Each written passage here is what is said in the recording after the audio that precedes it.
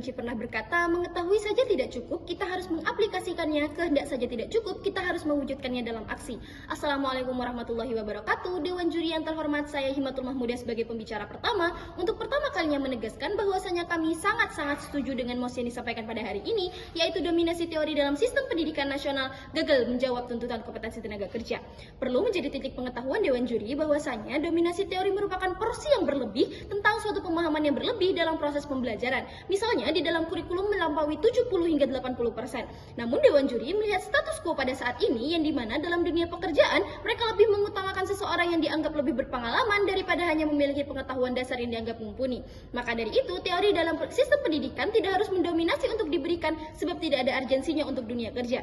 Mari kita berkaca pada negara Finlandia yang dimana dalam negara tersebut memiliki pembelajaran berbasis proyek, mengajarkan banyak eksperimen dan langsung praktik sehingga penelitian yang dilakukan oleh Uni Eurostat mengemukakan bahwa data pengangguran menurun hingga 9,3%. Yang artinya apa Dewan juri? Kurikulum di Indonesia ini perlu adanya penguatan praktik baik dalam kurikulum maupun pemberdayaan sumber daya manusia itu sendiri.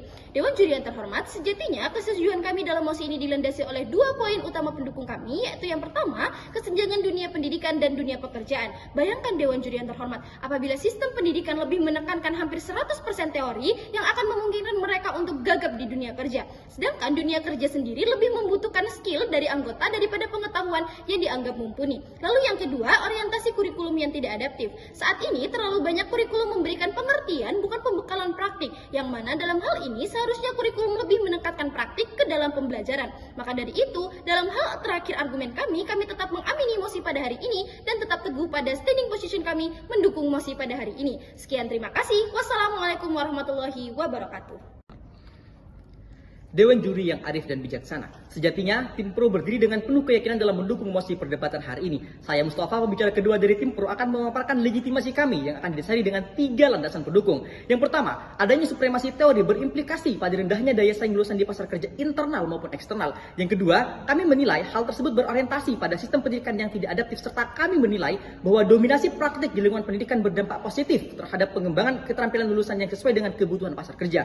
Dewan juri yang terhormat, sistem pendidikan yang terlalu mengutamakan teori pada dasarnya berdampak terhadap melemahnya responsivitas terhadap kebutuhan pasar kerja yang terus berubah. Dunia kerja saat ini tidak hanya membutuhkan pemahaman konseptual, melainkan urgensinya adalah keterampilan praktis dan kelincahan untuk beradaptasi dengan perubahan teknologi dan pasar yang masif.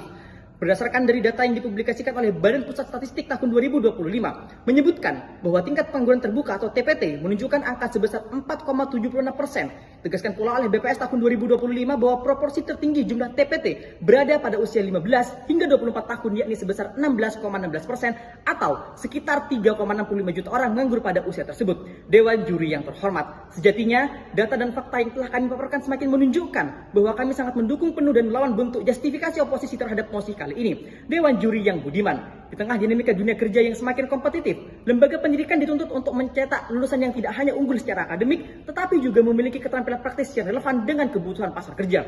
Namun kenyataannya, intensitas teori masih menjadi wajah dominan dalam sistem pendidikan kita saat ini.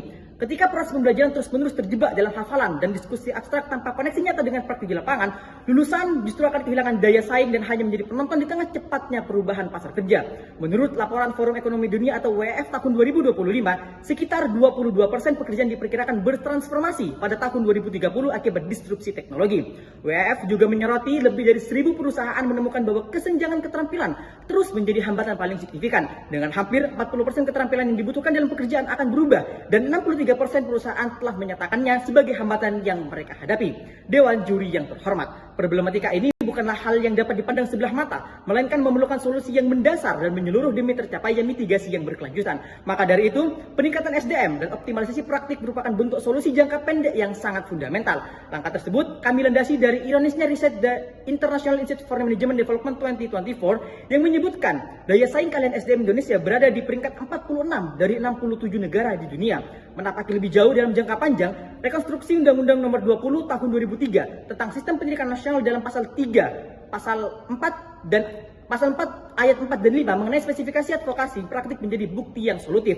Dari segala argumentasi yang telah kami paparkan menegaskan bahwa tim pro sangat mendukung mosi perdebatan hari ini. Sekian dan terima kasih.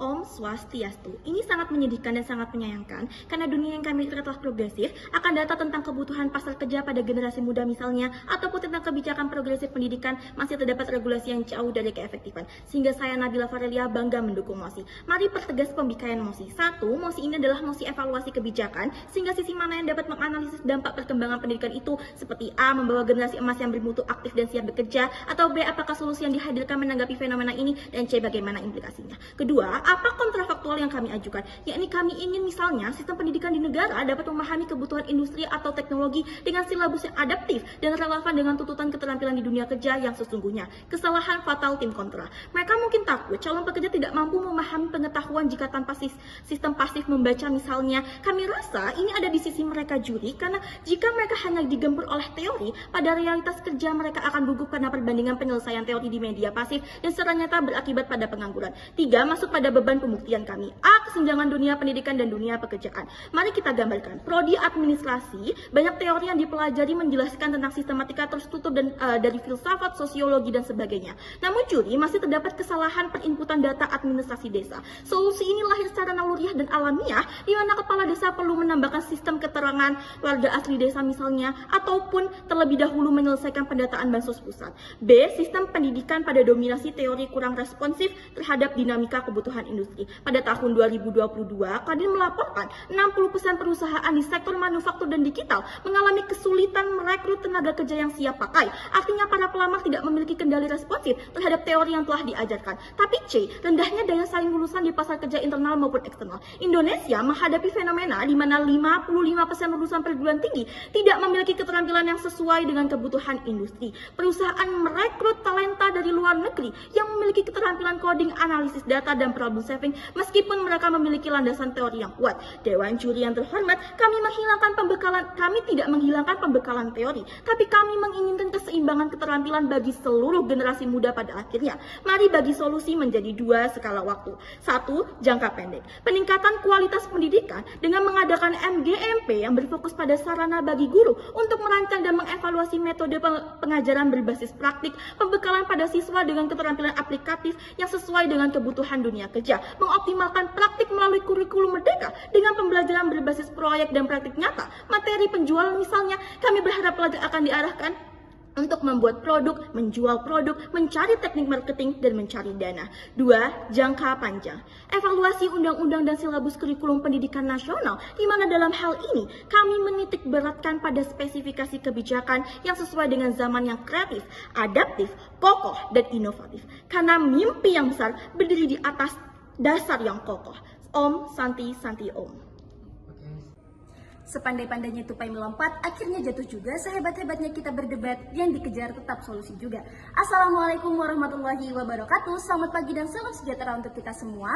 Dewan juri yang terhormat, dalam penghujung debat kali ini, kami tetap sepakat mengamini mosi pada hari ini, yakni dominasi teori dalam sistem pendidikan nasional gagal menjawab tuntutan kompetensi tenaga kerja. Dari argumen kami, baik dari pembicara pertama, kedua, dan ketiga, telah membuktikan bahwa sedari awal tujuan kami, yakni ingin mengevaluasi kebijakan dalam pendidikan, bahwasanya dominasi teori membuat kegagalan dalam tuntutan tenaga kerja. Pun dalam hal ini, dominasi teori yang mencapai 70 hingga 80% akan mengakibatkan banyaknya pengangguran sebab tenaga kerja lebih mementingkan banyak pengalaman daripada pengetahuan. Dalam hal ini yang menjadi titik tumpu pada mosi kita pada hari ini, sebab urgensitas dari teori ini lebih kecil menurut kami daripada pembekalan praktik itu sendiri. Yang dimana apabila pembekalan praktik ini diregulasi lebih banyak persentasenya, maka akan menghilangkan kekhawatiran-kekhawatiran yang ada dalam mosi. Mari kita ulas kembali poin-poin penguat kami dalam tim pro pada saat ini, yaitu yang pertama, orientasi kurikulum yang tidak adaptif menyebabkan kesenjangan dalam dunia kerja. Sebab apabila hanya teori yang menjadi pegangan mereka, lantas bagaimana mereka menjalani suatu proses pemecahan masalah jika tidak diiringi praktik yang kuat? Lalu yang kedua, dalam kompetensi dunia kerja yang cermat, perlu penekanan untuk memprioritaskan praktik sebagai pembekalan dunia kerja. Dalam hal kecil, dalam implementasian kurikulum merdeka yang menekankan praktik sehingga para pelajar mengetahui bagaimana dunia kerja berjalan sesuai struktur yang berlaku. Pun dalam hal ini, kami juga menawarkan mekanisme yang kuat yang dapat menjadi solusi dalam perdebatan hari ini. Yaitu yang pertama, penginputan praktik dalam kurikulum yang dimana bukan hanya mendengar teori tapi langsung memecahkan masalah nyata sesuai bidang kerja. Lalu yang kedua, kerjasama dengan dunia industri, misalnya pemberian magang industri sehingga memberikan gambaran langsung prospek kerja di lapangan. Akhir kata, bersantai sambil mencuci beras, mencicinya menggunakan hati. Debat yang baik bukan tentang siapa yang memiliki suara paling keras, tetapi siapa yang memiliki argumen paling masuk akal dan terbukti. Sekian dari saya. Wassalamualaikum warahmatullahi wabarakatuh. Bangga mendukung MOSI.